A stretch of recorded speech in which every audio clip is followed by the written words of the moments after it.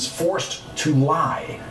Quote, not retracting, end quote, is what she said. Yesterday, Rand's father, Ron Paul, finally gave the world his long-awaited take on law enforcement reaction to the bombing. In an op-ed for a libertarian website entitled "Liberty Was Also Attacked in Boston," Ron is a much more consistent libertarian than Rand, who is surely the slowest student of libertarianism in the Paul family. But Ron lies just as much as his son, and just as blatantly, and always has.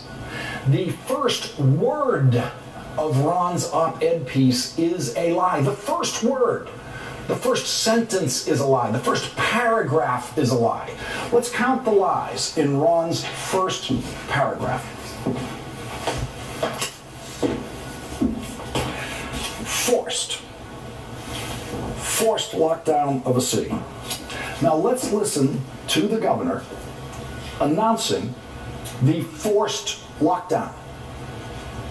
We're asking people to shelter in place, in other words, to stay indoors with their doors locked and not to open the door for anyone other than a properly identified law enforcement officer, and that applies here in Watertown, where we are right now, also Cambridge, Waltham, Newton, Belmont, and at this point, all of Boston.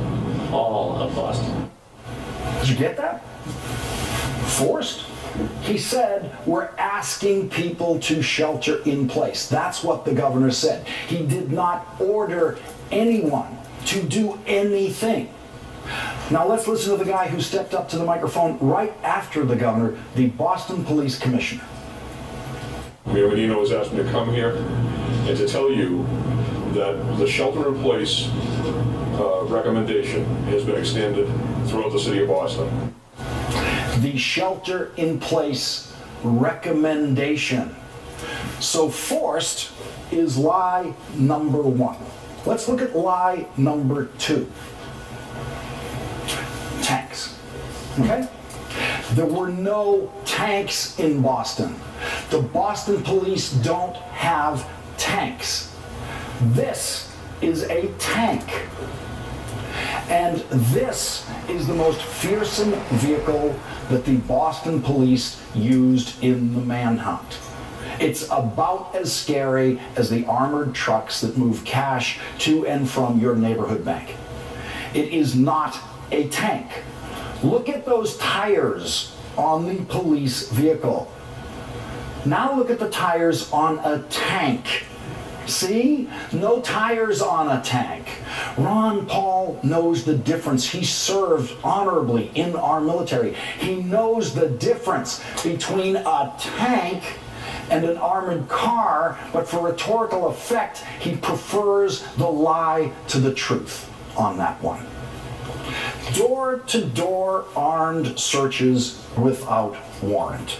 Police don't need warrants if property owners welcome them into their homes. Families thrown out of their homes at gunpoint to be searched without probable cause. No guns were pointed at any families. Some families vacated their homes in Cambridge as police searched homes in that area, in the area of the suspect's home. I was on the street in Cambridge then talking to the residents who were very glad to be out of their homes for the few hours it took the police to be sure that there were no more bombs in that area near the suspect's home, in or near the suspect's home.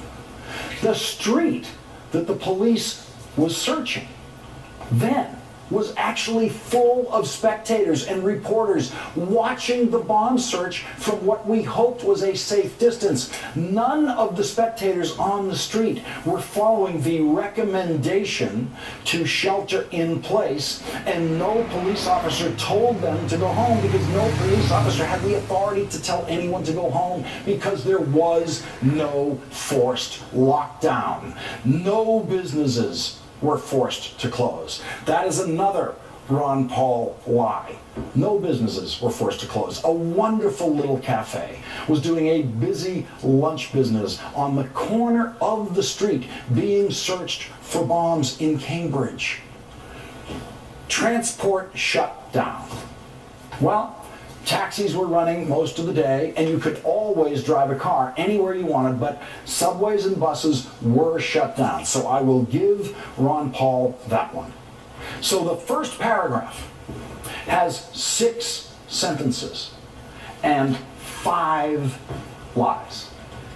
Ron Paul repeats variations on those lies throughout the piece. The shelter-in-place command, those are his words, that's what he calls it. There was no command. The paramilitary troops terrorizing the public. Those are the words he used, terrorizing the public. Here is how the public reacted to being terrorized by their local police.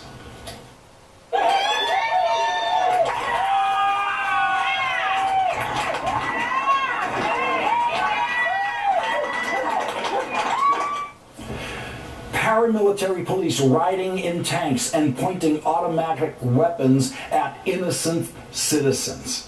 That's what Ron Paul wrote. What a vile lie. There were no tanks and there were no police pointing their weapons at innocent citizens. And you know who knows what a despicable lie that is? You know who knows how many police-hating lies Ron Paul told in his op-ed piece? Rand Paul. Rand Paul knows. When he was issuing his non-retraction about supporting drone use in liquor store robberies, Rand Paul said this: "Fighting terrorism and capturing terrorists must be done while preserving our constitutional protections. This was demonstrated last week in Boston." I'm sorry, libertarians, honest libertarians. You deserve better spokesmen than Ron and Rand. But until you get better libertarian advocates, you're going to have to continue to endure paranoid, lying politicians in the Paul family.